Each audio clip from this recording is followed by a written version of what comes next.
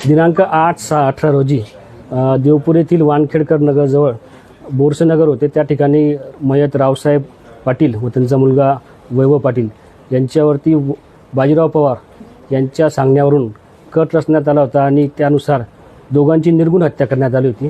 यात एकूण 13 आरोपी होते। 13 आरोपींपैकी 11 आरोपींना डबल जन्मठेपेची शिक्षा मेहरबान न्यायमूर्ती जयश्री पुलाटे यांनी ठोठावली आहे। त्यापैकी एक आरोपी जो होता वैभव उर्फ सोनू अरुण पवार याची निर्दोष मुक्तता केलेली आहे। त्या निकालाविरुद्ध आम्ही हायकोर्टात जाणारच आहे। त्याप्रमाणे विक्की वेळीस याला भादवी कलम 212 प्रमाणे 5 वर्षाची शिक्षा सुनावली आहे। दुर्मिळातली केस ही अशी होती की ज्याच्यामध्ये 11 आरोपींना दुहेरी जन्मठेपेची शिक्षा दिलेली आहे। 2015 बाळापूरच्या इलेक्शनवरून हा वाद झाला होता। त्यानंतर 2018 मध्ये होळीचा दांडा काढण्याच्या कार्यक्रमावरून परत तो वाद चिघळला। त्यानंतर 6 तारखेला परत वाद झाले। मग नंतर 8 तारखेला ही भयानक घटना घडली।